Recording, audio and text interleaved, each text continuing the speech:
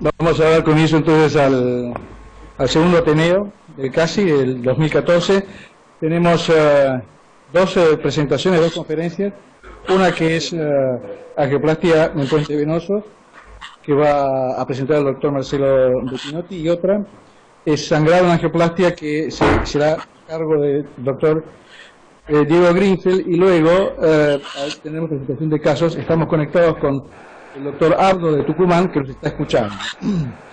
Así que vean, en honor al tiempo, que estamos bastante atrasados, vamos a arrancar entonces con la conferencia sobre angioplastia en puentes venosos, a cargo del jefe de servicio de hemodinamia del Hospital del Sanatorio Güemes, doctor Bettinotti. Bueno, buenas tardes a todos. Gracias, Carlos. Gracias a las autoridades del curso UACASI. Nos toca hablar hoy de un tema que es importante porque conlleva demasiadas complejidades, debido a que esta es una enfermedad que comienza desde el momento que uno realiza un implante de una vena en el torrente arterial, y que esta enfermedad progresa a medida que va transcurriendo el tiempo, y sabemos que a los 10 años aproximadamente el 50% de los puentes venosos van a estar ocluidos según la literatura. Entonces es un problema que es tratar esta patología, no es solamente tratar la lesión que vamos a ver angiográficamente, sino todo un trayecto que es desde el inicio del puente, que está afectado, como ven aquí. Aquí tenemos una enfermedad proximal, después el calibre mejora, tenemos una lesión crítica distal, pero si vamos a la anatomía, a la histopatología, vamos a ver que esto está compuesto por un material compuesto por trombos de distinta antigüedad, por células inflamatorias, por macrófagos, una serie de material que va a influir en que la angioplastia del puente venoso no es solamente tratar la lesión proximal, sino tener en cuenta toda esta patología. Obviamente el IBUS es el método para evaluar mejor lo que pasa dentro de cualquier vaso, y más también en este caso, que se correlaciona más que nada con lo que va a haber dentro de un puente venoso. Entonces, cuando nos animamos a tratar un puente venoso, vamos a tratar un paciente que es primero más complejo. Más complejo porque estamos tratando un paciente que tiene ya, sabemos, lesiones de más de un vaso. Nadie manda a operar a un paciente con lesión de un vaso. Sabemos que tiene lesiones de múltiples vasos, probablemente tenga algún infarto previo, probablemente tenga alguna comorbilidad, probablemente tenga algún deterioro de la función ventricular, y todo eso nos aumenta el riesgo de por sí. Pero el mayor riesgo va a estar asociado a lo que vamos a tener que hacer. ¿Qué pasa con el mecanismo embólico? Bueno, ya vamos a ir viendo. ¿Qué pasa con el mecanismo embólico? Va a producir infarto, y esto va a generar seguramente un aumento de las complejidades y la evolución alejada. Hay menos porcentajes de éxitos en las angioplastias de puente venoso. Eso todos lo sabemos. Éxitos evaluados no solamente por el éxito angiográfico, que no es lo que uno busca, sino que es el éxito de la mejoría clínica y la mejoría de la función ventricular. Y también vamos a ver que hay menores beneficios de otras drogas que utilizamos para tratamiento de los cuadros coronarios agudos, y también hay diferencias con respecto al uso o no de stent con drogas. Todo esto vamos a ir viéndolo aquí. Los primeros trabajos que demostraron la incidencia de aumento del CPK fueron ya en la década de los 90. Acá vemos que hay una serie de trabajos que muestran que hay un aumento de la CPK y por ende el infarto, más del 20% de los trabajos de los pacientes, y que esto se conlleva con un aumento de la mortalidad. En este trabajo de más de 1000 pacientes, observan que hay 47% de eventos embólicos en este grupo de pacientes, y hay un 15% que esos eventos embólicos superan más de 5 veces el valor de CPK basal, y esto se refleja en el seguimiento al año con un aumento de hasta un 140% de la mortalidad respecto a quienes no han tenido elevación enzimática. ¿Qué hacemos para prevenir la embolia? Bueno, existen distintos mecanismos. ¿Cuáles son los que se han testeado? Esto veremos cuáles serían los que podemos usar y también qué beneficios tenemos con las drogas. Sabemos que cuando vamos a tratar una lesión de puente venoso, no podemos predecir cuál es la lesión que va a embolizar, ni tampoco podemos predecir el monto de la embolización. Las embolizaciones significativas suceden entre un 5 y un 20% de todas las angioplastias de puente venoso, y la embolización se asocia, como vemos, a infarto y aumento de la mortalidad. El primer dispositivo que se testeó fue el dispositivo Percusers.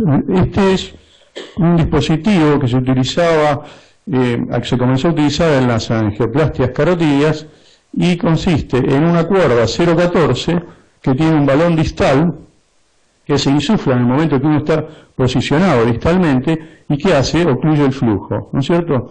Debemos ocluir el flujo primero, luego tratar las placas que debemos tratar, posteriormente, antes de insuflar, se tromboaspira, como vemos acá, se saca todo el material posible, que no siempre es todo el material, y luego se desinsufla y se retira. Este trabajo con más de 800 pacientes demostró un beneficio de una reducción de los MEIS a 30 días de 42%. El estudio de Donald Bain. También demostró algo interesante y que debemos aplicarlo, que es todas las lesiones son embolizantes. Esto quiere decir que nosotros muchas veces nos confiamos que una lesión pequeña, corta, de menos de 10 milímetros, no podemos tratarla con estén rápido, y sin embargo son los que más se benefician. Más de un 73% de reducción de embolia. Las de menos de 15 milímetros también son las que más se benefician. Hasta un 51% de reducción de embolia. Las más largas, obviamente, las más enfermas, son los que por ahí menos se benefician, pero igual se benefician. Otros dispositivos se crearon y se probaron también para esto, y se testearon con este estudio, Five Trial, con más de 600 pacientes, y se demostró que no era inferior al Percusers, el Filter Wire de Boston, no era inferior en ninguno de los aspectos, ni el TIMI ni los MEIS a 30 días, o sea que tanto uno como el otro es efectivo en utilizar en los pacientes con angioplastia de puente venoso. También se testeó un dispositivo que ocluía el flujo proximal, se testeó comparado con los otros dos que ya estaban, y tampoco demostraron que fueran diferentes unos de otros, tantos unos como otros son efectivos en la protección a nivel distal o proximal de una angioplastia de puente venoso. Aquí se ven todos los trials y cualquiera de ellos demuestran efectividad respecto a lo que es la angioplastia sin protección.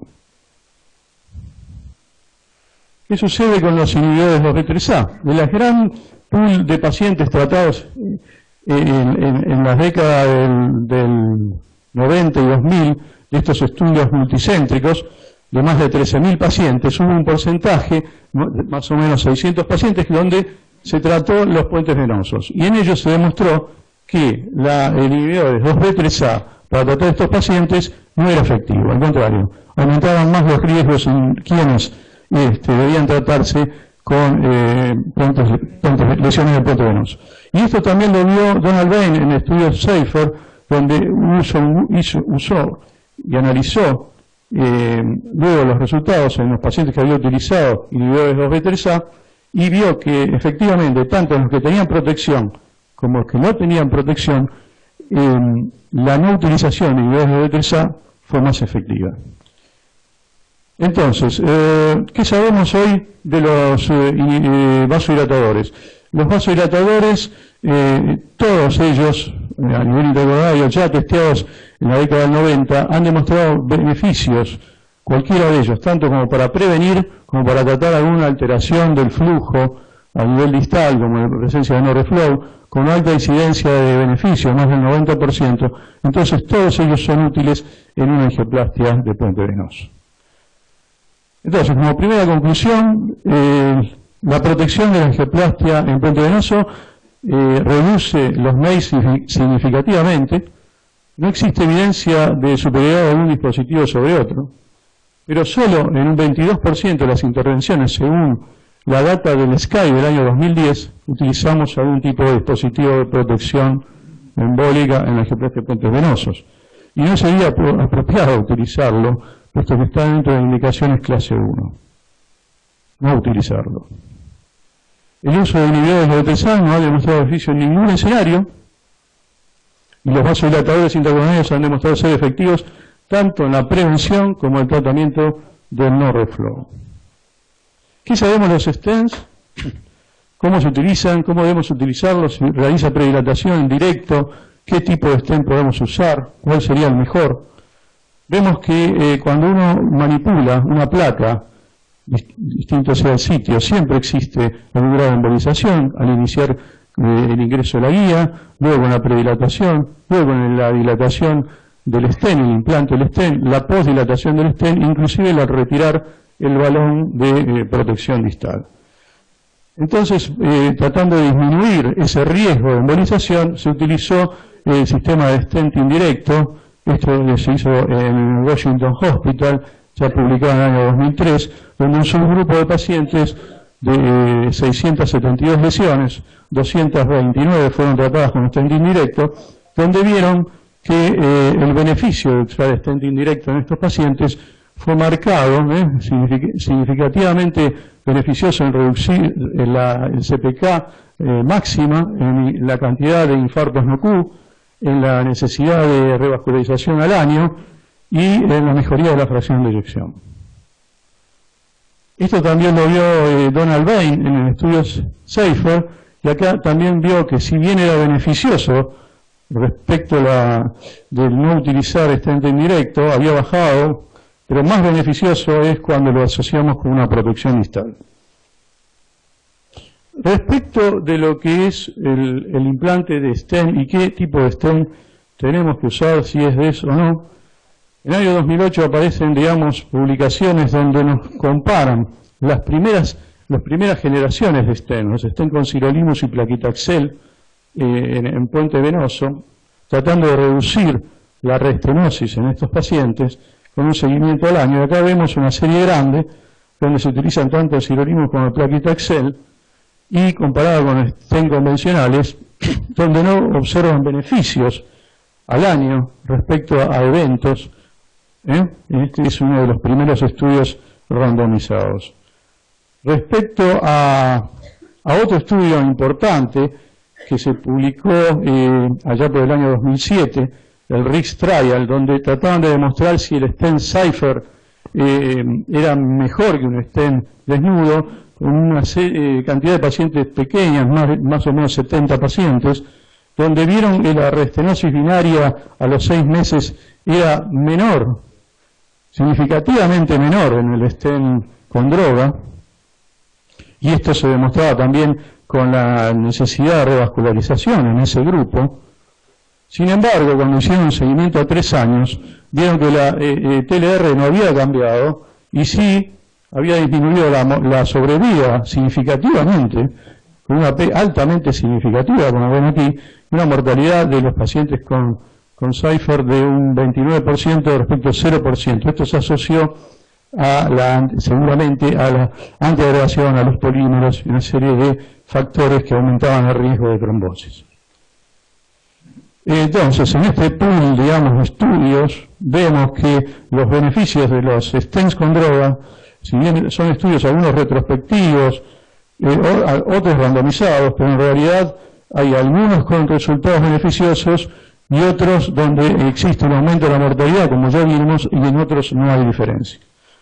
Ya en el año 2011 se publica un artículo donde se incluyeron más de 600 pacientes con stents con droga, pero ya de segunda generación. Y acá vemos algunas diferencias. Vemos que a un año ya, digamos, los pacientes con este tipo de stents tenían disminución de los eventos alejados, disminución del TLR, no había diferencia respecto a la trombosis, y había una reducción significativa a los 7 meses de un 50% de la restenosis, entre un 15% de stent con droga a 29% con stents convencionales. Este fue uno de los artículos que puso luz sobre la necesidad o no de utilizar stent con drogas en los puentes venosos. Entonces, como una conclusión más, el implante de stent directo debe ser siempre la técnica de elección. La protección es igualmente beneficiosa siempre. Y el uso de DES en puentes venosos son beneficiosos estos siempre que utilicemos los de última generación, ¿no es cierto? Según la evidencia. Eso sucede con stents recubiertos. En la década del 2000 aparecieron dos tipos de stents recubiertos. Unos son stent tipo stent graft, unos eran expandibles con balón que siguen estando, y otros autoexpandibles. Se trataron de implantar y de demostrar que estos serían efectivos para prevenir la embolización del puente venoso, y se hicieron dos trials, el Symbiotic 3 y el Recover Trial, donde no demostraban ningún tipo de beneficio. Aumentaban la tasa de restenosis y aumentaban, en algunos casos también, la oclusión trombótica aguda. Existe hoy, desde hace algunos años, un nuevo stent, que es un stent que tiene una malla de polímero, que está propuesto como para contener este tipo de material cuando uno trata un puente venoso, y realizaría una especie de andamiaje de la placa y evitar así la ruptura en la embolización. Entonces, realmente lo tenemos, en algunos casos lo hemos utilizado, y quería mostrarles un caso de un paciente que entró con un cuadro coronario agudo, con T negativas en cara inferior, donde podemos ver que en general el puente está relativamente bien en el luminograma, pero tiene una lesión crítica distal, previa a la anastomosis, sobre una arteria de fino calibre, donde uno tendría que postular qué sistema de protección puede utilizar en este caso. Con un filtro, yo creo que el tamaño es muy pequeño para poder abrir un filtro en ese paciente, y entonces este caso, y la placa realmente bastante trombogénica, como todas, utilizamos uno de estos tipos, un NENGAR, tipo de stent, de 4×34 en forma directa. Tuvimos que intubar un poco el catéter guía, un poquito, y acá vemos el resultado, realmente un excelente resultado de la lesión, con un muy buen flujo. Y también, como vemos y como decíamos, estos pacientes, fíjense el resto de las arterias que dependían de esta arteria y la gravedad de los cuadros clínicos que se nos presentan cuando uno trata este tipo de pacientes. Entonces yo quería concluir hoy con cómo sería y cómo debemos tratar, cómo debe ser la estrategia para tratar a estos pacientes. Debemos utilizar siempre un catéter guía 7 French. ¿Por qué? Podemos ir con un sistema de protección, y eso no avanza sobre un catéter 6 French, o a veces debemos utilizar una guía adicional, que lo hemos utilizado. ¿Por qué? Por la extensión del puente, la tortuosidad, no siempre avanzan los dispositivos. Avanzar el sistema de protección, que no siempre es fácil, no por eso tenemos esta dificultad. No existe un sistema de protección todavía desarrollado acorde a la patología que estamos tratando. Yo creo que nos estamos acomodando con lo que tenemos, y por eso es que cae la tasa de utilización del sistema de protección. O por ahí, si existe, no lo tenemos en el mercado. Y tenemos que usar, sí, vasodilatadores, pre y post, tenemos que usarlos. Está demostrado que son beneficiosos. No esperar a que aparezca por ahí el uso. Está demostrado también que el uso previo hasta previene las alteraciones y los problemas de no reflow. El stent debe ser usado en forma directa y debemos tener un stent de última generación. No usemos stents de primera. Si no se logra posicionar el filtro, pensar entonces, sí, con una stent con malla. Ahora bien, no existe data hoy de que hable de que este stent con malla sea la panacea. Bueno, podemos contener la placa, pero no sabemos mucho de la restenosis distal alejada, ¿no? Pero es una ayuda. Y también va a ser, creo que va a salir creo que el próximo año, uno de estos stents con droga. Siempre utilizar doble antiagregación y decir gracias por su atención.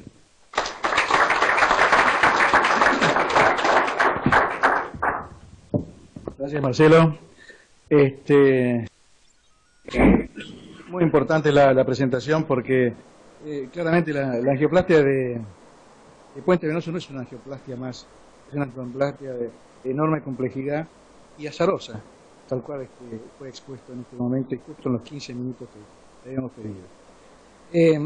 A continuación vamos a seguir con la presentación de Diego Greenfeld sobre sangrado en angioplastias, que es algo que a lo mejor en alguna época no hemos tenido tan en cuenta, pero que en la actualidad es importante.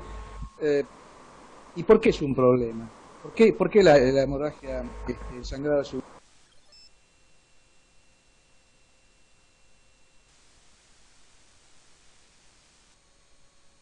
problema? Porque los pacientes que sangran durante el procedimiento andan peor, inclusive tienen más eventos isquémicos que los demás.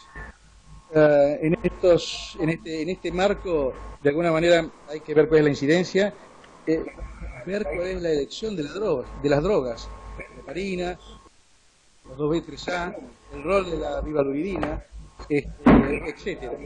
Y el manejo de esta situación es sobre lo cual se va a explayar ahora Diego Greenfeld, pero previamente queremos que la industria haga.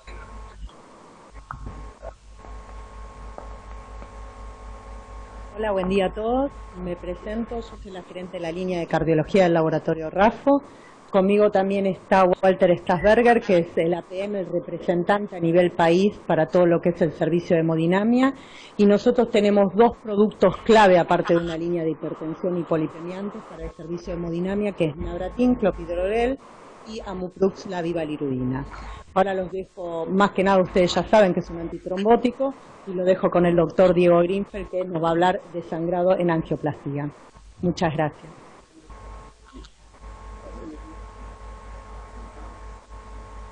Gracias por la invitación al colegio de RAFO, que es una empresa que siempre colabora con el colegio desde hace años. Bueno, vamos a charlar un poquito de la complicación de sangrado en angioplastia. Lo primero que tenemos que saber es dónde estamos sangrando, dónde sangran los pacientes. Fíjense que la mayoría de los pacientes sangran fuera del sitio de punción, ¿sí? Casi la mitad, y solamente el 9% presentan hemorragias retroperitoneales.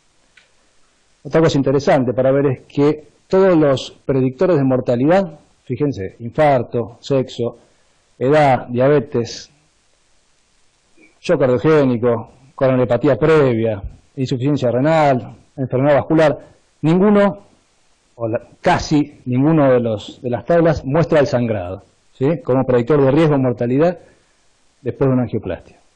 Sin embargo, ahora vamos a ver que el impacto pronóstico que tiene el sangrado es muy grande. Fíjense, todos los sangrados aumentan la mortalidad, ni hablar del sangrado mayor o severo, no importa si usamos criterios Gusto o TIMI. Fíjense acá, tener un sangrado leve, ¿sí?, es estadísticamente significativo para mortalidad que no tener sangrado. O sea, aunque el sangrado sea muy chiquitito, aumenta estadísticamente la mortalidad. Estos estudios más nuevos muestran lo mismo, ¿sí? Mayor sangrado, mayor mortalidad. Pero no solamente eso, fíjense acá, ¿sí? Cualquier sangrado, no importa la cuantía, aumenta la mortalidad y es más mortal que un infarto, ¿sí? Entonces hay que tener muy en cuenta el sangrado en los pacientes. No solamente aumenta la mortalidad intrahospitalaria y a 30 días, sino que estos datos del Horizon muestran que al año sigue aumentando la mortalidad en pacientes que tuvieron sangrado intrahospitalario y a los 3 años es más la mortalidad que al año, ¿sí? O sea, sigue aumentando. Este dato es interesante, también en el mismo estudio, Horizon, fíjense, la muerte atribuible por sangrado es más del doble que la del reinfarto, y ni que hablar del ACV o la necesidad de revascularización. ¿Sí? Estamos hablando de un problema muy grave en pacientes con riesgo o sin riesgo de sangrado, que ahora vamos a ver cuáles son. Cuando sumamos a esto la necesidad de una transfusión, el porcentaje de mortalidad se va mucho más alto, ¿sí? No solamente el sangrado aumenta la mortalidad, sino que también aumenta la presencia de eventos isquémicos, ¿sí? Trombosis, infarto. Entonces, si vemos la incidencia que tenemos en sangrado, vemos que va aumentando, sobre todo en pacientes con síndrome coronario agudo. Pasamos de una angioplastia electiva de menos del 1% a más del 4% en pacientes con infarto. ¿Y cómo lo prevenimos? Teniendo en cuenta primero cada paciente en particular, con su antecedente de historia, y aparte por los distintos grupos de riesgo, como vimos antes, ¿sí? Edad, sexo, función renal, que estén anémicos, insuficiencia cardíaca y demás. Pero lo más importante en la actualidad es tener en cuenta qué drogas vamos a utilizar. Fíjense acá, angioplastia electiva, a partir de la utilización de la bivalirudina y la disminución de la utilización de 2B3A con heparina, disminuye el sangrado en el sitio de punción, solamente este caso electiva. Lo mismo pasa en angina inestable e infarto no ST. Pero ¿qué pasa cuando vemos el infarto con supradesnivel del ST? La utilización o el aumento de la utilización de bivalirudina, la disminución, por más pequeña que sea, de 2B3A más heparina, produce una disminución global del sangrado y estadísticamente significativa en el sitio de punción y fuera del sitio de punción, ¿sí? Entonces, la elección de la droga es muy importante. Esta es una publicación de la de marzo, una presentación de Stone en el TCT del año pasado. El seguimiento a 3 años del estudio Horizon, fíjense que la presencia de sangrado mayor es casi 9 veces más mortal que cualquier otro tipo de sangrado. Y la utilización de la bivalirudina en todos estos pacientes disminuye significativamente la mortalidad cardíaca. Pero lo más interesante es esto, que a pesar de que los pacientes sangren o no sangren, la diferencia sigue siendo estadísticamente significativa para mortalidad cardíaca en todos los pacientes, por lo que concluyen que la bivalirudina redujo la mortalidad más allá de la disminución del sangrado. Estudios anteriores, este es un metaanálisis que no incluye el Horizon, muestran más o menos lo mismo, una disminución de la tasa de sangrado y una disminución de la necesidad de transfusión, que la transfusión, como vimos, por sí sola es un marcador de mortalidad. Siempre se critican que los estudios de bivalirudina fueron comparados con heparina 2B3A. Hay unos estudios, se publicó ahora uno, presentado uno en la ICC y hay otros en curso, que compara solamente con heparina. Este no es un estudio randomizado, es un registro de Nueva York, 10.500 angioplastias que no estén con droga, heparina sola, bivalirudina sola. Vemos que no hay diferencia de mortalidad intrahospitalaria a 30 días, no hay diferencia en stent trombosis o necesidad de transfusión, pero sí en un subgrupo de pacientes que ingresan con infarto, la mortalidad a 30 días en los pacientes que se usó bivalirudina tuvo una disminución muy significativa, ¿sí? Es un subanálisis de un estudio no randomizado. Poco valor, sí, pero muestra una tendencia. Esta es una metaregresión, también publicada ahora en febrero de 2014, donde muestra, incluye también el Horizon en los últimos estudios, muestra que la utilización de bivalirudina disminuye no solamente el sangrado mayor con criterios TIMI, sino también el sangrado menor. Otro punto importante a tener en cuenta para evitar el sangrado es el sitio de acceso. Radial versus femoral. Los datos son un poquito controvertidos todavía, depende de lo que vayamos a mirar. Este es un metaanálisis del 2011 que muestra que la utilización del acceso radial disminuye, ¿sí?, la complicación vascular, disminuye el sangrado mayor, no disminuye el evento combinado. Sin embargo, este otro estudio, publicado en 2014, ¿sí?, STEMI Radial, muestra que únicamente hubo una disminución del hematoma grande de más de 15 centímetros, sin disminución de hemorragias, necesidad de transfusión o complicación vascular. Por lo que en esta otra publicación, donde revisan los 3 estudios más importantes de pacientes con infarto y angina inestable, donde es demostrado que el acceso radial tiene mayor beneficio, vemos las diferencias en los resultados. No todos están de acuerdo. Fíjense acá, mortalidad, este estudio, el Rival, da muy significativo. para radial. Sin embargo, este otro, el esteño radial que vimos recién, no. Y cuando hablamos de sangrado mayor, estos dos estudios dan positivos y este nos da una P no significativa. Entonces todavía la data está un poco controvertida, igual que con la bivalirudina. Y lo que hay que tener muy en cuenta es que para usar el acceso radial hay que estar entrenado, porque si no aumenta la complicación, tanto en el acceso como en el sangrado y en los resultados angiográficos y a largo plazo del paciente. ¿Cómo manejamos esto? Sabemos que la doble antiagregación prolongada aumenta el riesgo de sangrado. Estos son estudios con clopidogrel. Si tomamos en cuenta las antiplaquetarios nuevos, tenemos más sangrado todavía. Entonces tenemos que usar las guías. Las guías americanas y las europeas dicen más o menos lo mismo. Nos hablan de, en pacientes con síndrome coronario agudo, no importa qué estén utilicemos, hay que dar por lo menos 12 meses de doble antiagregación, preferiblemente prasugrel o tricagrelor. En pacientes no agudos, podemos usar clopidogrel tranquilamente, también recomiendan hasta 12 meses. Hay un ítem que no está acá que dice que estén convencional por lo menos un mes, estén con drogas por lo menos 6 meses. Las guías europeas son muy semejantes.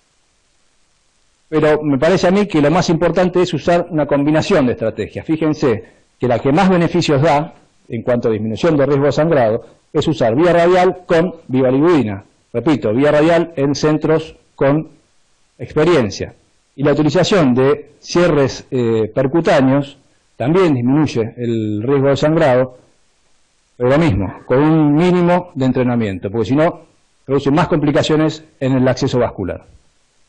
Entonces, vamos concluyendo. ¿Cómo reducimos el riesgo de sangrado? Primero hay que evaluar al paciente. El antecedente, la historia, definirlo, agruparlos, ponerlos en los distintos grupos de riesgo que vimos, ¿sí? Y elegir qué tipo de angioplastia vamos a hacer, qué estem vamos a utilizar, qué drogas coadyuvantes y qué acceso. Evitar la sobredosis, no solamente en la doble antiagregación, sino en las drogas que estamos utilizando durante la angioplastia. Evaluar función renal y peso del paciente. Pacientes de bajo peso y de alto peso, con mucho sobrepeso, tienen más riesgo de sangrado. Extender la doble antiagregación el menor tiempo posible en pacientes con riesgo. Mínimo un mes en bare metal, 6 a 12 meses sin síndromes coronarios y 12 meses en estén con droga. Para el acceso, usar radial, introductores chicos y sacar el introductor cuando realmente haga falta, no dejarlos más tiempo porque eso aumenta el riesgo de sangrado y de complicación. Y el dispositivo de cierre, lo mismo, habiendo recibido una mínima entrenamiento previo.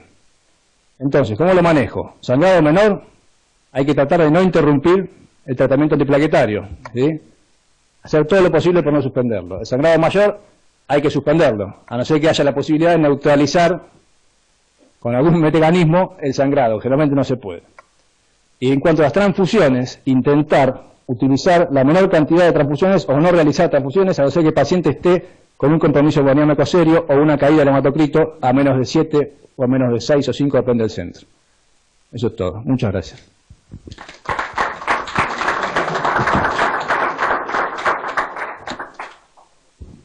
Bueno, gracias Diego. Gracias Diego por la presentación.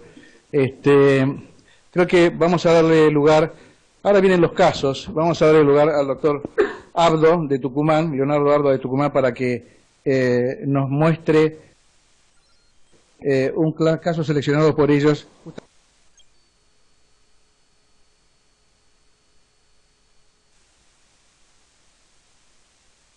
justamente de angioplastia en puentes venosos.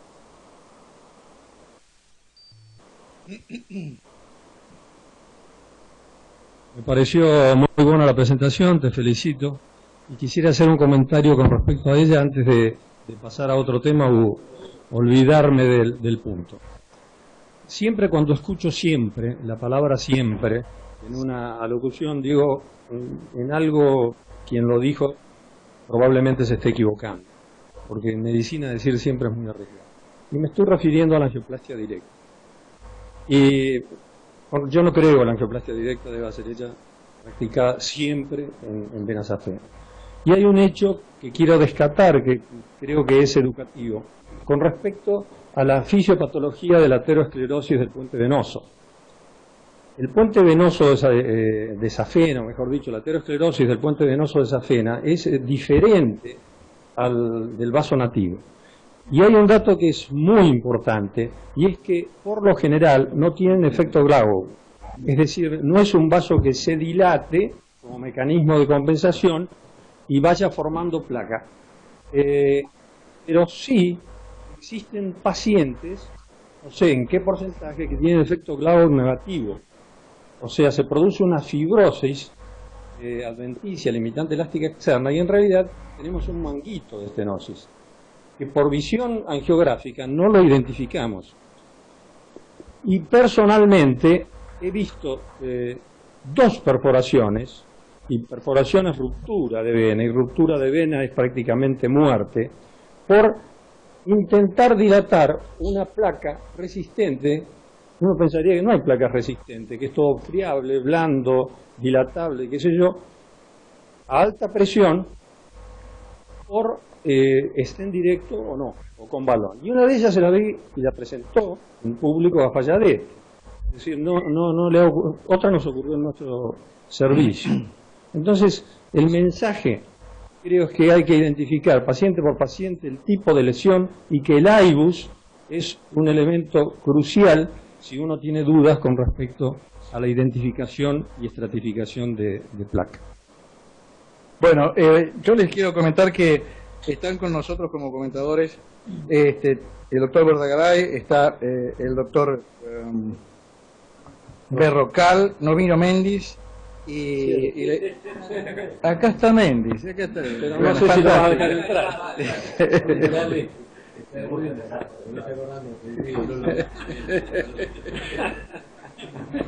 Y también lo tenemos a Alejandro Palacio. Así que antes de seguir con los casos, si quieren hacer algún comentario, dale. Abonando lo que comentaba recién Jorge Leguizamón, no, por supuesto no lo estoy diciendo para los mayores, pero el puente venoso en su interior tiene algo así como un paté de foie que lo cubre de cabo a rabo. Es decir, es absolutamente diferente a una placa de ateroma convencional. Por eso es que, bueno, ocurren todos estos fenómenos de embolia, todos estos fenómenos de no-reflow, consecuencia de la embolia, etc. Es decir, eso hay que tenerlo muy, pero muy en cuenta. Por lo tanto, es lógico que todos los dispositivos y todas las estrategias que se utilicen para tratar un puente venoso sean diferentes a las estrategias que se utilizan para tratar una lesión aterosclerótica en un vaso nativo. Y un agregado quiero hacer. Se ha dicho, y creo que con fundamento, que la utilización de los filtros ha disminuido grandemente las complicaciones embólicas en el tratamiento de los puentes venosos. Pero aquí tropezamos con problemas bien importantes, como los que mostró recién Bettinotti, es decir, dónde anclar los dispositivos de filtro o dónde anclar el dispositivo de bloqueo. Para poner un balón, un angiogar, un balón de Percocet, hay que tener al menos entre 9 y 10 milímetros de espacio de anclaje. Colocar un filtro hay que tener por lo menos 2,5 centímetros, o sea, 25 milímetros de anclaje. Entonces, pensar muy bien en estos casos y programar muy bien en estos casos qué tipo de filtro se puede utilizar, qué tipo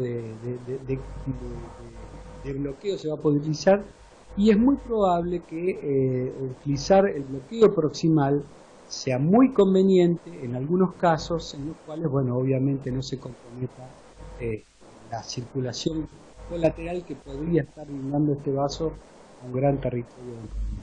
Nada más. Vía radial, como hacemos más del 90% de los procedimientos, los pacientes son pretratados con prasugrel o ticagrelor de acuerdo al paciente en particular. Tratamos de usar protección distal en todos. El problema se plantea un poco como lo dice el Vasco, cuando hay que anclarlo bien distal, y ahí a veces depende de si es un puente venoso que pudiera estar conectado a un vaso que tiene tanta flujo hacia adelante, anterógrado, como si una conexión retrógrada, donde si pones el filtro en el vaso nativo te queda desprotegido el 50% del territorio irrigado, y la verdad es que ahí no sé si tiene mucho sentido. Con respecto a la decisión del stent, la verdad es que estamos usando cada vez más el micromallado, el M-Guard, con la preocupación que dijeron bien recién, que dijo Marcelo, acerca del tema de la restenosis, porque cuando tenés que poner stent largos tienen más tasa de restenosis que el resto, y la verdad que todavía la versión con drogas no está disponible. Entonces a veces la decisión la tomamos en base a cuánto creemos, y cosa que es totalmente un acertijo, es embolizable o embolizante esa lesión, si vale la palabra, para poner un dispositivo que proteja como un M-Guard, o si en realidad creemos que el riesgo es más grande en cuanto a restenosis y ponemos un stent liberador de drogas. Ese es más o menos el approach. Sí, yo agregaría algo con respecto al M-Guard, que es un dispositivo muy inteligente, aparentemente muy útil, pero ahí, yo no sé cuál será la experiencia de ustedes, pero poner un M-Guard sin predilatar no es tarea fácil. Que hay que seleccionar los casos, hay casos en los cuales claramente hay que predilatar, como sería, por ejemplo, los casos en que uno va a implantar un M-Guard. Así que bueno, ¿algún otro comentario?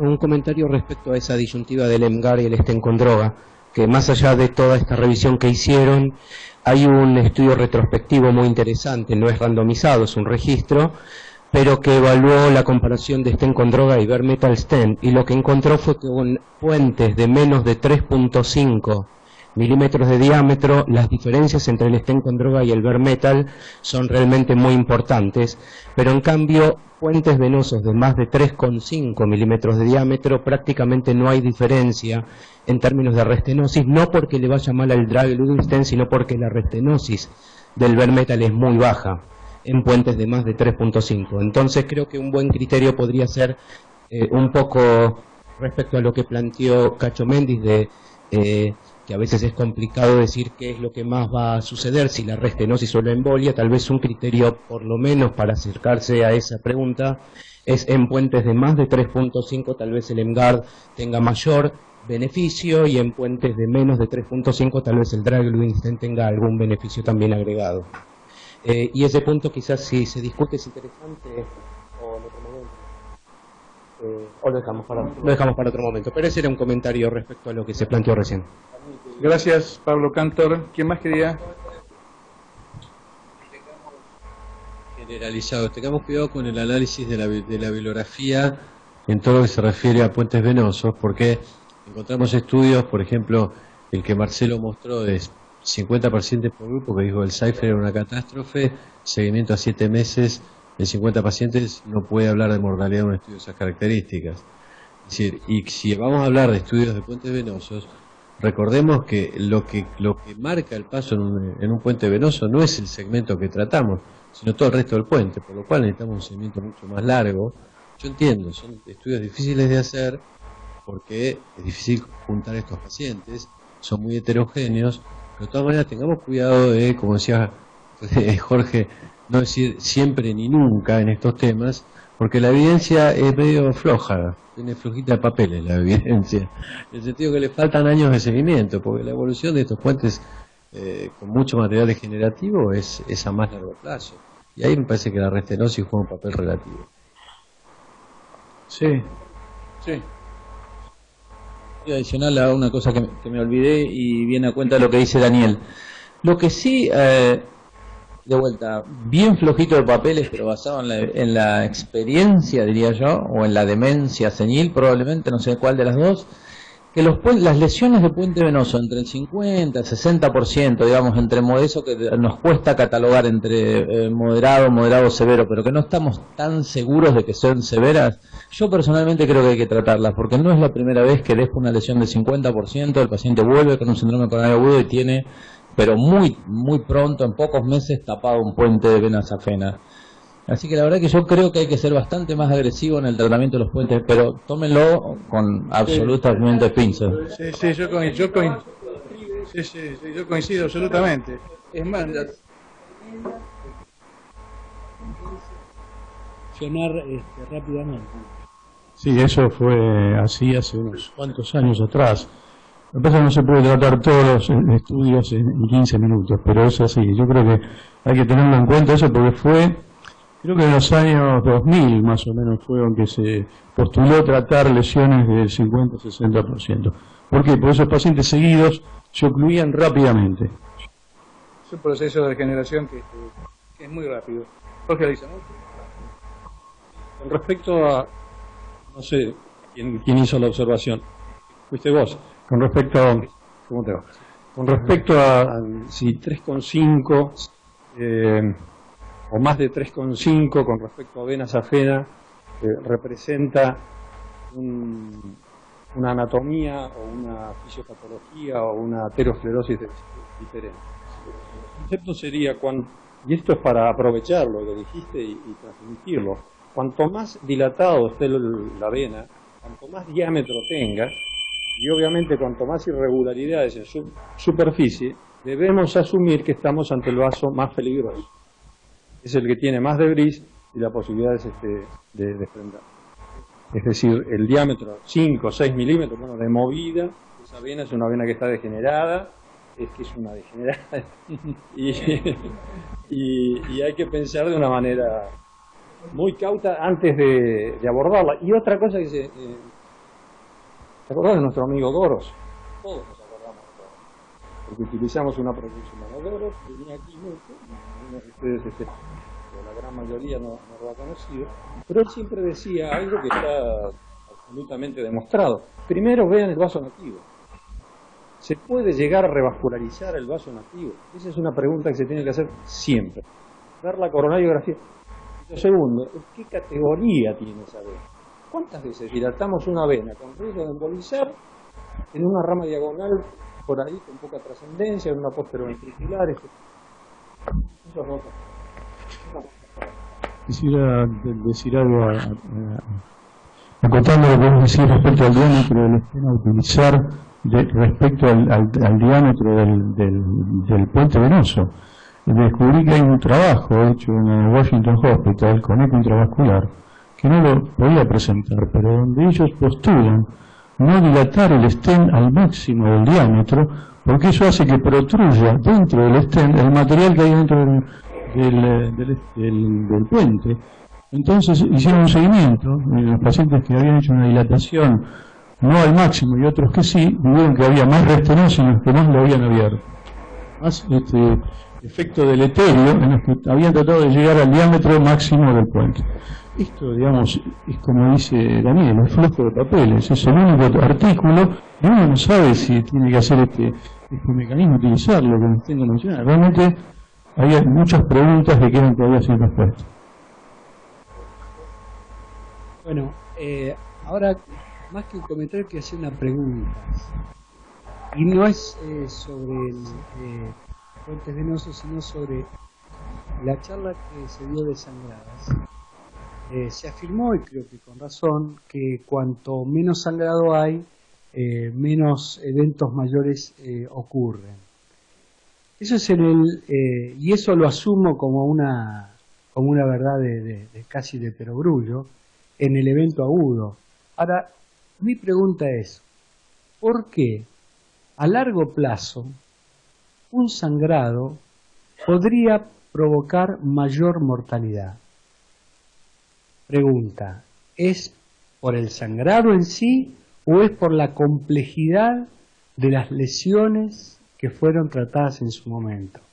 Porque adjudicarle que a largo plazo el no sangrado tenga una implicancia sobre los eventos mayores, me parece bastante atrevido y bueno, quisiera que alguien lo pudiera Sí, vamos a explicar. preguntarle a Diego, que es el experto, pero yo lo relaciono mucho a la complejidad de los pacientes. Esos pacientes que han sangrado son pacientes que, bueno, añosos y con comorbilidad.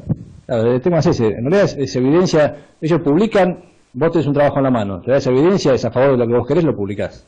Estamos todos de acuerdo. Entonces, vos tenés mayor mortalidad del paciente que sangró, yo te digo que el paciente que sangró tiene más mortalidad de 3 años. ¿Por qué? Lo más probable es porque esos pacientes, si vos haces el análisis de la población, sean más añosos, insuficiencia renal, tengan más stent. Tal vez esa mortalidad que tuvo sea por trombosis intra-stent, ¿sí? Después, porque no es solamente por el sangrado que murieron. Hay que ver la edad de la población. Esto es un cuadrito de un estudio de un montón de pacientes con un seguimiento a largo plazo. O sea, si es solamente por el sangrado, no creo. Es más que nada por el contexto del paciente. Yo lo revisé el año pasado para el Congreso de la SAC. No, la respuesta es definitivamente no. No se mueren de sangrados, se mueren de eventos isquémicos por el fenómeno proinflamatorio que se desencadena el fenómeno del sangrado en sí, por el fenómeno proinflamatorio y la hiperactividad de las plaquetas que generan la necesidad de transfundirlo, por el estado de hipercoagulabilidad y después protrombótico que se genera la suspensión de la terapia dual antiplaquetaria y por eventualmente la reversión de alguna droga más. Así que no, y eventos isquémicos, básicamente la causa de muerte. Y a largo plazo, por él preguntaba a 3 años. Esto que dice No, es curvas separadas. Esto que dice Cacho es de los primeros 30 días, si vos querés, 6 meses. A 3 años es por el paciente, no creo que tenga nada que ver con el sangrado. Sí, bueno, lo primero que iba a decir es justamente lo que decía recién Cacho. Me parece que es importante tener en cuenta que los estudios no están preparados para definir cuál fue la causa en estos estudios con seguimiento a largo plazo. Por eso la evidencia, como decía Dani, hay que mirarla con mucho cuidado y leerla con mucho cuidado para no caer en esa trampa. Sí creo, por otro lado, que me parece que gracias a Dios que aprendimos que el sangrado forma parte del resultado, porque nosotros teníamos una actitud un tanto quirúrgica, ¿no? Es decir, el paciente salía de la sala, decíamos el procedimiento fue un éxito y sangra un poquito, bueno, no pasa nada, después nos damos cuenta que si sangraba más se morían más. Pero sangra más justamente porque detecta esta población más vulnerable, creo que ahí está el punto, porque no se mueren por tener ese mayor sangrado. Sí, Cantor. Era una pregunta, un comentario. Quería ver si alguien, respecto al último ICC, el estudio HIT-PPCI, si alguien quería comentar respecto a ese estudio, a ver cuál es la interpretación o si cambia en algo nuestras indicaciones, o quizá Diego. Diego. Sí, yo te puedo decir lo que leí de la respuesta que dio Stone a ese estudio. Sí, dijo que fue un estudio de un solo centro, una población, 1.200 pacientes, lo que fue, y que por la tasa de eventos que tuvo la rama de bilirrubina, él cree que fue mal dosificada. No lo puedes comparar con toda la otra cantidad de estudios que tenés. Está bien que no comparan heparina sola, pero habría que esperar a los otros que están en curso a ver qué resultados nos dan y no tomar eso como caballito de batalla y decir no usemos más esto porque es una porquería. Me parece que no, hay más evidencia a favor de que sí hay que usarla que no hay que usarla. Y sobre todo acá en Argentina, que creo que los que usamos piperlirina acá los vamos a usar en lugar del 2B3A, no en lugar de la heparina. Acá me parece que nadie va a empezar a usar bivalirubina en lugar de heparina. Vamos a usar unos pacientes que suponemos que tienen un riesgo de trombosis importante y en los cuales usaríamos repro o triofuran que usen. ¿Sí? Y que ahí sí sabemos, a ciencia cierta, que tiene más beneficio que usar la combinación de drogas.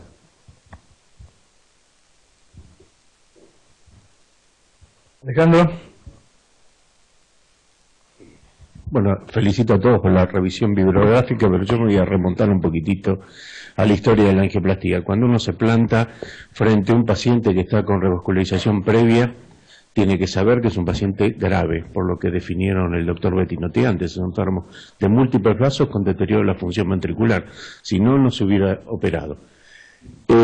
Cuando nos paramos frente al paciente, primero tenemos que ver el tiempo que pasó de la cirugía a hoy. No es una cosa tratar al paciente que se operó hace 3 días, que seguramente es una falla quirúrgica, algún puente, algún punto mal puesto o lo que sea, que lo tenemos que tener en claro cuando lo vamos a intervenir, porque vamos a enfrentar una lesión muy dura, de difícil resolución, a un paciente que viene 10 años después de una cirugía, donde sí se van a enfrentar con todos estos fenómenos probablemente embólicos y con los puentes degenerados que vieron, y que hay que, digamos, tener en cuenta, primero evaluar si vale la pena revascularizar el puente o ir a la arteria nativa, como dijo el doctor Leguizamón, y si vale la pena enfrentar el puente, usar todos estos métodos que se vieron hoy, o tratar de utilizar todos estos métodos, como ser los vasodilatadores previos, que me parece un punto importantísimo, no después cuando tenemos el no reflujo, sino un punto importantísimo, empezar con vasodilatadores previos para prevenir el no reflujo, usar el método que uno tenga a mano y esté experimentado en utilizar para resolver la embolización distal. Y una de las cosas, cuanto más lejana es la cirugía, nunca entre con un stent directo, porque seguramente la placa va a ser muy dura y va a tener dificultades en abrirla. Primero utilicemos todos los métodos, hasta a veces algún tipo de o-cutting balón o algún tipo de aterectomía, como para resolver la placa, porque dejar un stent no expandido, no bien expandido delante de un puente es un muy mal tratamiento. Así que por ahí este es digamos, un punto de la angioplastía donde uno debe revisar la historia clínica del paciente, donde debe pararse frente a él, donde sabe que va a empezar una angioplastía con mucha cantidad de contraste y dificultosa, dar evaluación renal, internarlo previamente para hacer nefroprotección, etcétera, etcétera, etcétera. Bueno, todos aportes muy enriquecedores. Así que si no hay más comentarios, vamos a pasar entonces a... ¿Cómo no? Respecto a sangrado, hay cosas que son muy simples y que podrían, si las corrigiésemos, dar algún grado de solución al problema. Nosotros en general manejamos mal la heparina. Y eso significa, por ejemplo, que vamos a hacer una angioplastia, estamos cruzando un paciente que viene con una heparina de bajo peso, con Clexane, a heparina sódica, ¿no? Y no sabemos que lo estamos haciendo, porque no estamos bien informados o porque quien se encargó de hacer la historia clínica, revisarlo. El punto es estar en contacto con la unidad coronaria desde que el paciente ingresa hasta que el paciente se va, porque a veces no sabemos qué medicación recibió ese paciente y si recibió, doy este ejemplo, pero también podría dar ejemplo con respecto a hacerle 2 veces la misma medicación, darle clopidogrel 2 veces al mismo paciente que ya fue medicado durante el traslado, por ejemplo, y nosotros repetimos una dosis de carga. Esto es muy simple, pero es fundamental, porque es bastante frecuente la ignorancia y la desconexión entre nuestra propia unidad coronaria o el traslado del paciente desde dónde viene, lo que se medicó en la ambulancia y lo que nosotros adicionamos. Y ahí sí que entramos en problemas serios. Quería dejar un concepto, por lo menos de lo que yo hago, y obviamente no siempre es lo que uno dice.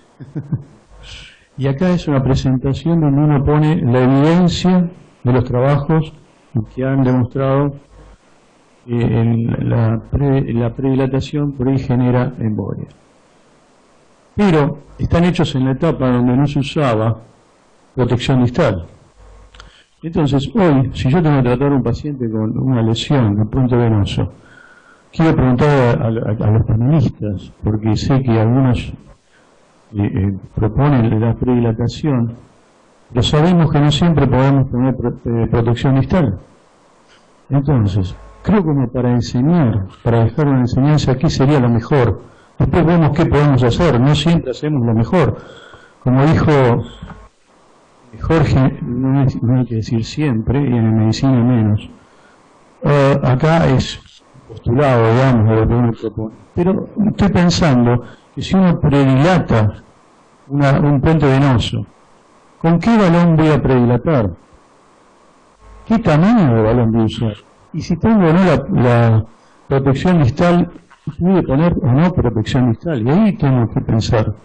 Porque si yo no voy a usar protección distal y dilato por prevenir ese 1, 2, no sé cuánto por ciento, yo vi uno solo de esos que comentó, y él comentó 2, Jorge, y verdad, el primer caso lo vi en un congreso se hacía en Bernard Meyer, allá en Suiza, y lo mostró, marcó. Él dilató un stent en un puente venoso hasta que se rompió. Ahí le puso una oclusión, salvó al paciente, hizo una pericardiocentesis y fue a tratar el vaso nativo. Estoy hablando del año 92. Eso lo vi una vez sola en mi vida. Nunca vi otra vez esa complicación. Ahora, si yo trato de evitar eso, tengo que usar un balón del tamaño del vaso a tratar. Si yo predilato con un balón 1,5, nunca voy a saber si esa lesión se va a poder expandir o no. Quiero decir que 3,5, 4, en general un puente venoso tiene ese tamaño. Entonces tengo que usar un balón de 4, sin protección. Yo estoy seguro que eso va a embolizar. ¿Me entienden el seguimiento? Creo que tenemos que estar jugando muy... por eso creo que uno tendría que tener protección distal siempre. Ahora bien, no se puede, pero sabemos que no se puede. Entonces, ¿con qué predilatamos? ¿Con un balón chico o con un balón grande? Vamos a embolizar.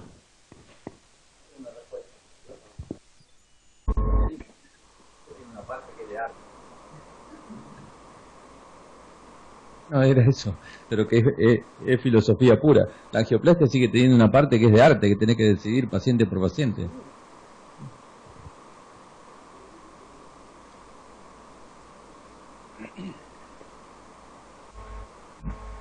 Si vos decidiste poner protección distal y no pasa la protección distal, yo dilataría o predilataría con un balón lo suficientemente pequeño para que me permitiera pasar la protección distal. Y después haría toda la angioplastia como vos decís. Si decido no hacerla con protección distal, entonces usaría un balón lo suficientemente grande para que me permitiera ver la respuesta de ese tipo de lesión. No sé cuál, de acuerdo al tamaño del puente, yo te diría un 60 o 70% del valor del tamaño, para ver si la lesión se va a dilatar o no se va a dilatar. Y después coloco, sí, el stent. Y coincido, por una apreciación personal, nada más, no sabía esto en el trabajo, nunca sobredilatar el stent, porque ahí siempre aparece el debris o la ruptura de ese pseudoendotelio. No se olviden que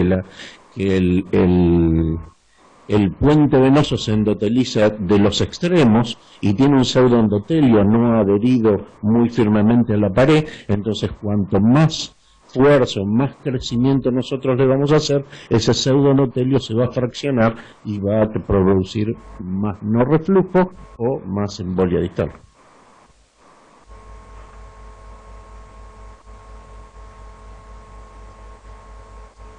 Sí, toda la tarde. Bueno, vamos entonces, al caso de Ardo desde Tucumán. Ardo, Leonardo, ¿nos estás escuchando? Sí, perfectamente. ¿Ustedes me escuchan bien? Perfecto, perfecto. Así que escuchamos tu presentación, Ardo. Ok. Antes que nada, estamos profundamente agradecidos que nos hayan permitido participar en este Ateneo, y además nos sentimos honrados por la calidad de panelistas que se encuentran allí, así que desde ya muchas gracias. Dos comentarios cortos respecto de las dos charlas que se han hecho recién, una con respecto a la calidad de material de los puentes venosos, una cosa que probablemente todos lo sabemos, pero a veces hay que recalcarlo. Los dos P3A no funcionaron justamente porque el tipo de material que se emboliza no son plaquetas, así que un detalle a considerar importante. Y segundo, con respecto a la técnica radial que hizo mención Diego, pienso que no solamente es importante tener staff entrenado, sino trabajar con el material adecuado y con una buena alternativa de materiales para cambios de decisiones. Y así evitamos complicaciones en la radial. Bueno, dicho esto, disculpen, pasamos al caso. La presentación corresponde a un paciente masculino de 74 años, hipertenso, dislipémico, tabaquista, sedentario, sobrepeso, con cirugía de revascularización coronaria en 2003, con bypass venoso ACX y coronaria derecha, y mamario ADA. Ingresa a unidad coronaria con el signo de coronario sin la versión del ST, con troponina ultrasensible positiva, con un electrocardiograma que presentaba un bloqueo completo de rama derecha, plata auricular e infradesnivel del ST anterolateral. En el eco no veíamos demasiados trastornos, así que, dadas las circunstancias de la presentación clínica del paciente, se sometió a la angiografía. ¿Hasta aquí me escuchan bien y me siguen? Sí, estamos bien. Sí, Leonardo. Bien. A nivel de la coronaria izquierda podemos observar, a nivel de la circunfleja vamos a observar una lesión que corresponde al ramo AB en su tercio medio, que la podemos visualizar desde otra proyección de la misma manera, observando la severidad que presenta. Con respecto a la coronaria derecha, ya estaba ocluida, probablemente producto del implante venoso que tenía, que ya lo vamos a ver, y a nivel del puente mamario vemos que tiene un muy buen desarrollo y sin lesiones significativas. Con respecto al puente de circunfleja, estaba ocluido, que no lo vamos a mostrar en estas diapos, pero se los comento. Acá podemos observar el tipo de lesión en el puente venoso que va a la coronaria derecha. Fíjense ustedes el tipo de lesión compleja, anticipaba ya una dificultad importante para el cruce, también incluso de la guía. Y bueno, aquí viene el planteo que nos hicimos acerca de preparar sistema de protección o directamente pretender colocar un stent con micromalla. Vamos a, Leonardo, ¿Qué tenemos a favor? Sí, podemos parar aquí, así no hay más imágenes para presentar antes de la angioplastia, ¿verdad? Sí, estas son las imágenes previas a la conducta tomada. Simplemente les menciono algo. ¿Qué tenemos a favor, digamos, de colocar un filtro? Básicamente que tenemos una muy buena distancia entre placa y el punto de fijación del filtro.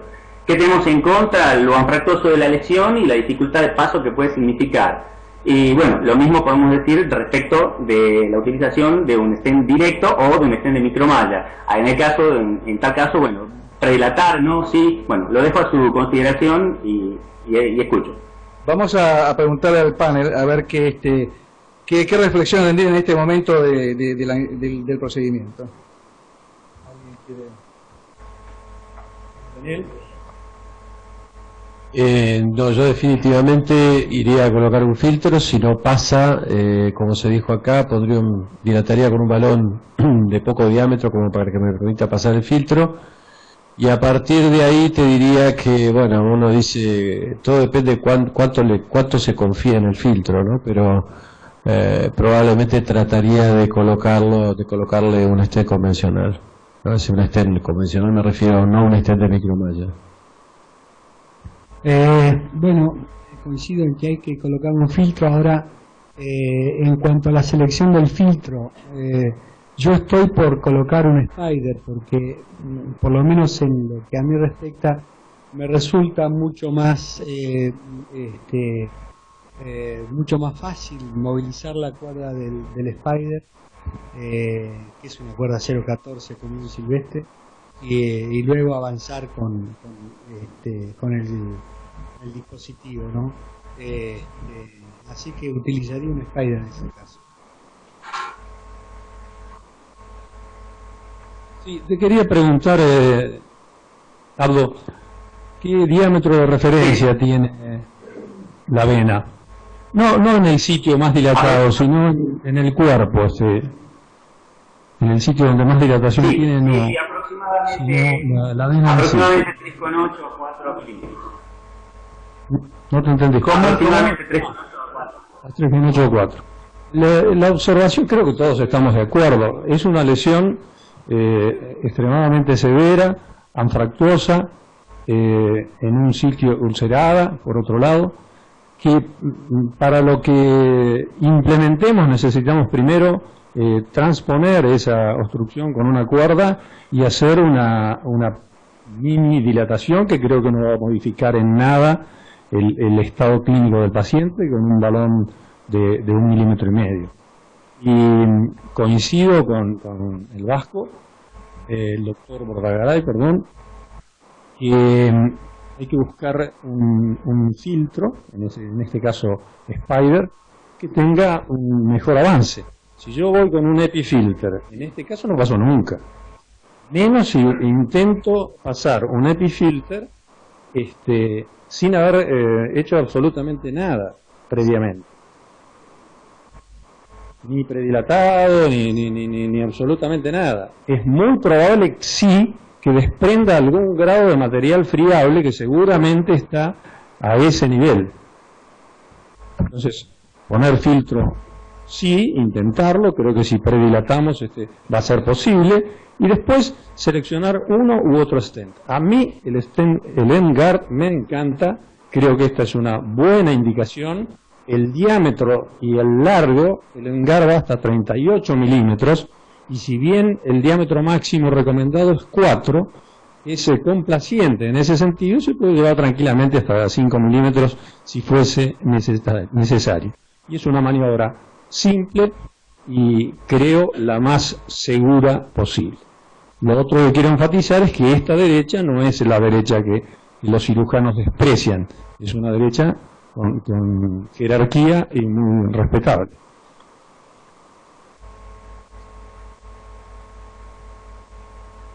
De la discusión de esta angioplastia me llamaba la atención que habían mencionado que los cambios del electro eran en cara anterolateral y no se vio el puente venoso a la circunfleja. Digo, ¿estamos seguros que el evento agudo no fue con ese puente que se ocluyó en agudo? Independientemente de discutir técnicamente esta angioplastia y discutir que tenga o no tenga indicación. Sí, puede ser. Yo ahí también cuando vi la historia clínica me llamó la atención, pero el puente, si está totalmente ocluido, está perdido. Y este puente, lo que decía Mendy recién, Cacho, muchas veces nos ha pasado que a lo mejor se difiere 2 o 3 días antes porque necesitamos un material específico, y al segundo o tercer día estaba totalmente ocluido, o sea que es una lesión que hay que tratarla independientemente del circunflejo.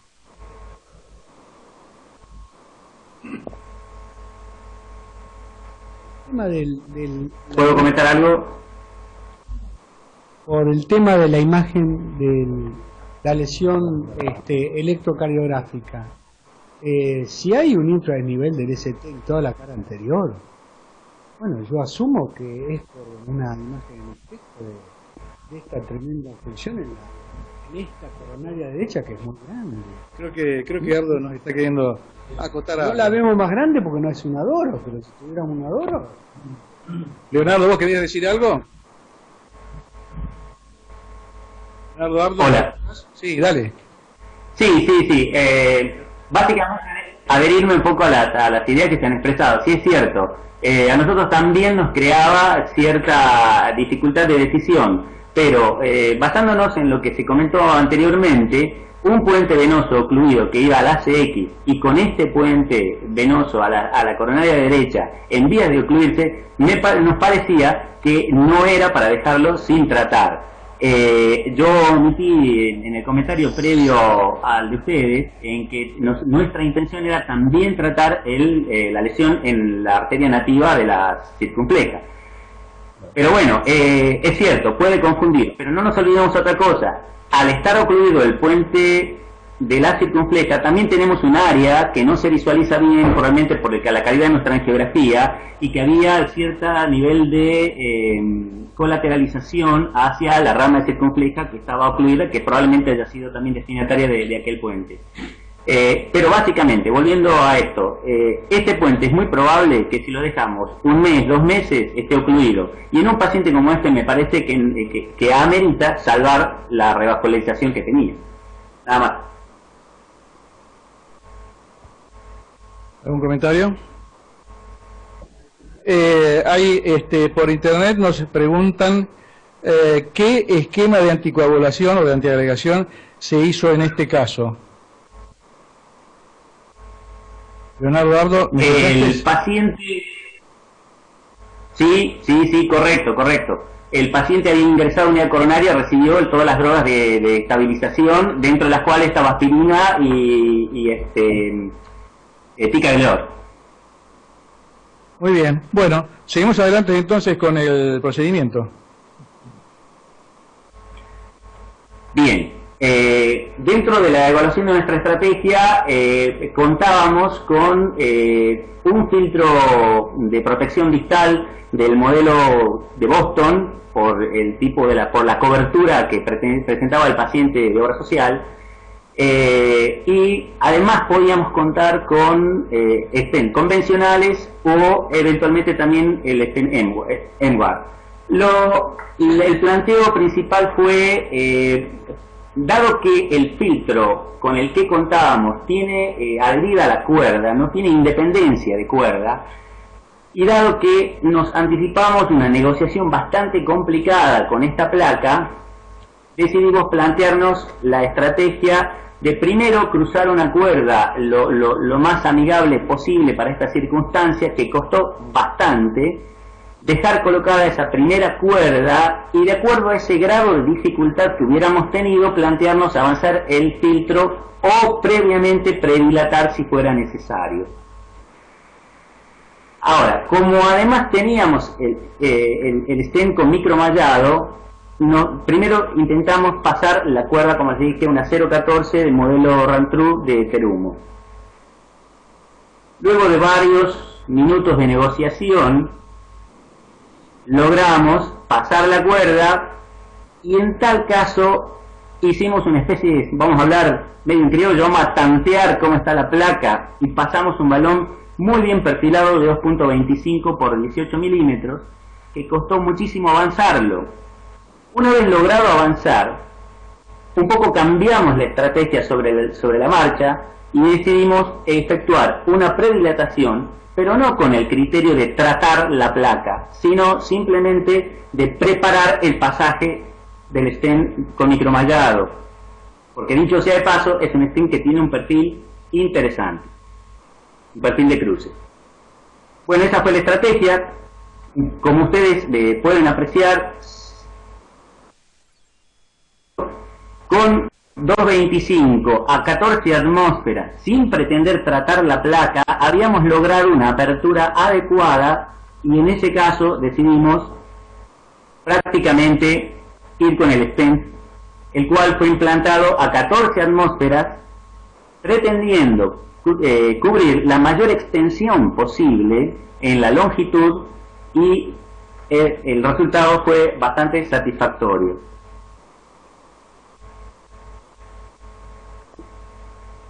Esta es una vista en oblicuo anterior derecha del puente ya tratado. Les voy a mostrar la otra oblicua. Como ven ustedes, no hay ningún signo de embolización distal, sin utilización de filtro, y habiendo tomado una estrategia respecto a la situación que se presentaba, creemos que fue adecuada. No sé qué opina el panel. Sí, se ve muy bien. Acá estamos viendo muy bien la imagen.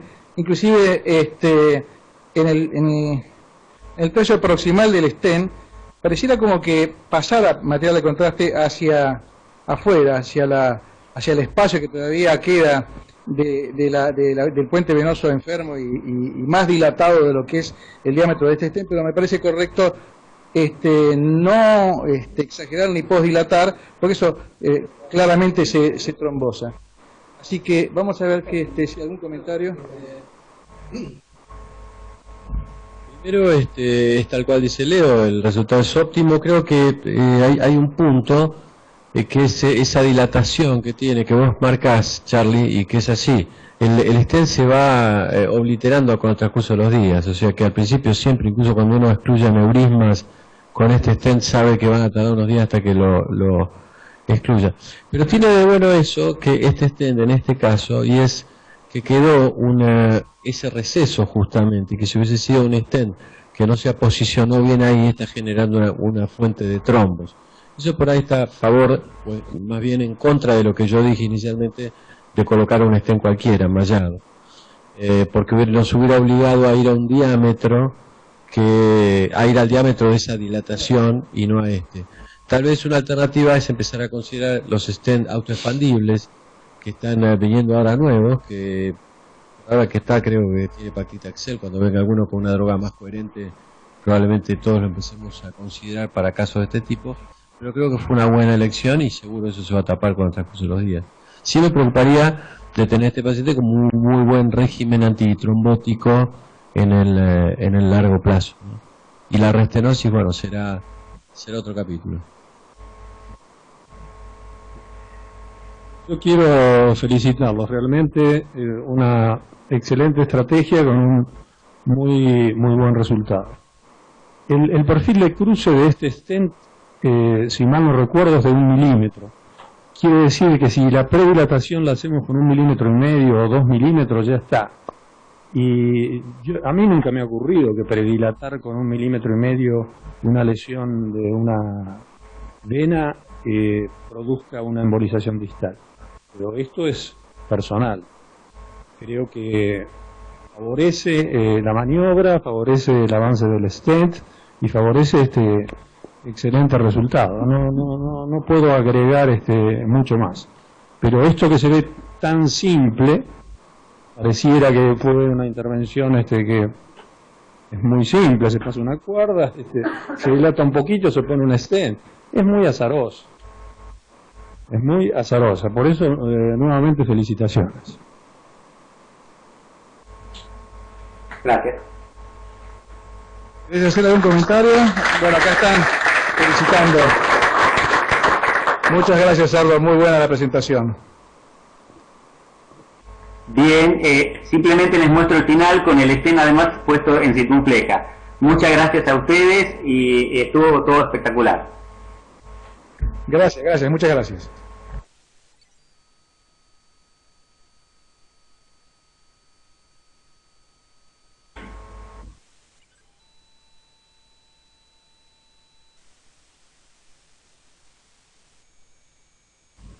Cortito, pues más que nada para charlar del dispositivo, más que de la técnica o de la complejidad que no tenía. Bueno. Paciente de 63 años, operado en el 2002, 3 puentes clásicos, mamario de A, venoso derecha, venoso circunfleja, ángulo clase 2 con un SPECT positivo, isquemia lateral. Se realizó una coronografía que mostró 100% de DA, 100% de circunfleja en tercio medio, la derecha también ocluida parostial, el puente mamario sin lesiones, el venoso tapado y el de circunfleja con una lesión severa en tercio proximal. Vemos acá el puente venoso con la lesión severa casi suboclusiva proximal. Lo predilatamos, necesitamos pasar 2 cuerdas porque si no el catéter no nos daba soporte. Si sí, es una 2 cuerdas de extra soporte. Pusimos un balón de 2,5, predilatamos altas atmósferas. Y después lo que usamos fue un stent forrado con pericardio, el over and under. Que bueno, la idea era esa, discutir un poquito qué les parecía el dispositivo. Se impactó a 14 atmósferas con abdominales de 10 y con un resultado aceptable.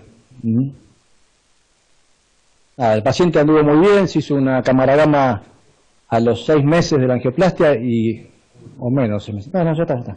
Conoce que es la última para que vean el resultado. No, pero ponla a ciclar de vuelta. La idea era hablar de este dispositivo que es más o menos nuevo y la evidencia es un poquito encontrada. No sé qué les parece a ustedes. La navegabilidad en este puente, que era un poquito tortuoso y demás, no fue la mejor, nos costó bastante. ¿Sí? Hubo que poner 2 cuerdas, intubar un poquito el guía, todo 7 French, y costó pasarlo. Sobre todo porque una placa muy severa, que con el 2.5 también costó abrirlo. No sé si alguno tiene experiencia, se han puesto, qué resultados tiene. Esto fue en un registro que se hizo en el 2012. Nosotros pusimos... ¿No le pusieron filtro? No, por protocolo. No se podía poner filtro y había que predilatar. No, en esta placa me parece que no hubiese usado filtro. Me ponía una placa corta, no me parecía mucho trombo. Anduvo bien. La experiencia nuestra, pusimos 4. Uno lo reestudiamos, estaba tapado. Otro lo pusimos en un aneurisma del tercio proximal de la derecha, un paciente que estaba en plan de reemplazo valvular percutáneo y se murió al mes. No sé si fue por el esteno, por la insuficiencia cardíaca o por la válvula. Yo tuve más o menos Los la misma otros experiencia. 2, ningún problema. Utilicé esto hace 1 año o 2 ya. 2012 creo que fue a fines de 2012. Venían todos con un preparado de glutagaldehído, hay que lavarlo bien, sacarle todo el glutagaldehído, complejo, con un frenchaje también alto para Sí, poder para el avanzar. 3.5 y un 7 French. Y me pasó que creo que fue un aneurisma de A y otro un puente venoso. Bueno, tuvo oclusiones. Alejadas, sí. No, yo creo que no cabe la menor duda. En primer lugar, creo que recién me decía, el Vasco estaba preocupado por lo que vos dijiste, no, la lesión era corta, no nos pareció. En realidad, creo que lo que define si uno quiere usar o no filtro es la longevidad del puente. O sea, se puede estar reciente. Y la arteria receptora. Claro, en este caso digo, muy finita. en forma genérica, yo creo que todo puente que tenga más de 1 año de puesto y que nos dé lugar, si podemos le vamos a poner un filtro. Esto es real y me parece que es por ahí lo que hay que llevarse. Y no me cabe la menor duda que estamos todos felices de que en algún momento surja una opción de estar recubierto, semi-recubierto, con pericardio, con un mallado polimérico, lo que sea, que además no de garantizarnos, de ayudarnos para no embolizar, de ayudarnos para que, como en el caso de Leo, Abdo excluya aquellas zonas de diferentes diámetros, ectasias o aneurismas, pero además que nos dé garantías o algún buen resultado mostrable de restenosis, porque lo que nos preocupa en estas cosas es que uno, bueno, después por ahí termina no sabiendo cuál es restenosis. Cualquier dispositivo que sea que nos dé esas características, o sea, que cubra bien, que evite la embolia, que evite que si quedó algún receso, eso, si se trombosa, que se quede ahí, y que nos dé baja restenosis, va a ser bienvenido, porque para los puentes venosos necesitamos a 2 cosas, filtro y un stent que cubra. La tasa de reclusión me parece que es alta, ¿no? Por lo que vimos acá, por lo menos. Similar a los trabajos que presenté de Stengraf, digamos. Sí, porque yo creo que esto es más fácil, más amigable que un Stengraf. Sinceramente, hoy no sé si seguir usándolo. Yo no los uso más. Sí, probablemente otro tipo de material. Yo, disculpame que sea crítico, pero no quisiera que quede en ustedes la idea de que porque estamos poniendo un stent determinado, cubierto, no sé cuáles son las características específicas, si ese stent para poder ser implantado implica una dilatación significativa previa, con muy buena postura del catéter guía o selección del catéter guía, por lo que vos dijiste, que te generó dificultades. No debemos olvidar que esa dilatación pudo haber generado una embolia distal, porque no es una lesión simple en una vena de 3,5 milímetros, focalizada y el resto absolutamente sano desde el punto de vista angiográfico. Me pareció una lesión más bien ulcerada, irregular y demás. Y debemos recordar la experiencia del Joe Stent, la experiencia de Maurice con el Joe Stent hace qué sé yo cuántos años, un montón de años. La tasa de eventos durante la intervención y la tasa de eventos por trombosis fue realmente muy alta e implicó que se suspenda el estudio, el registro, ya no recuerdo qué tipo de perfil tenía. Eso es lo que quisiera transmitir. No es lo mismo manejar este stent, con el cual yo no tengo experiencia, y me guío por lo que vos estás diciendo, que es un excelente aporte, que un ENGAR. El ENGAR navega mejor y seguramente... No, seguramente. Es que el otro graph, el Joystick, era un sándwich. Claro, esto es más flexible. Era un sándwich, sola cada dos mallas metálicas, en el medio estaba el PTFE, era un camión. Sí, pero no es lo mismo que pasar un stent convencional. Mala combinación esa. Claro. Estamos Depende del diámetro, del tamaño. pasados de tiempo, tenemos que seguir con el programa, pero yo solo quería hacer un agradecimiento primero a Guillermo Martino, porque realmente el panel que ha logrado y la conducción que ha logrado, yo no sé si realmente ustedes se dan cuenta, pero para los alumnos y para la especialidad, tenerlos a ustedes acá es algo inmensurable. Tenemos a un montón de jefes de servicio que, no digo sin dudas, digo, es así, tienen la mayor experiencia en puentes venosos y en casuística del país, así que realmente para los que nos damos cuenta de eso, creo que para la especialidad este meeting fue de una calidad 10 puntos, y agradecerles a todos por estar acá, porque es muy importante para la especialidad compartir como panelistas las experiencias y las conclusiones que cada uno de ustedes saca del tema. Así que muchas gracias, doctor Gada. Bueno, muchísimas gracias. Solo me resta entonces agradecerles a la concurrencia por su atención y a los panelistas y a los que presentaron sus excelentes exposiciones. Así que muchísimas gracias.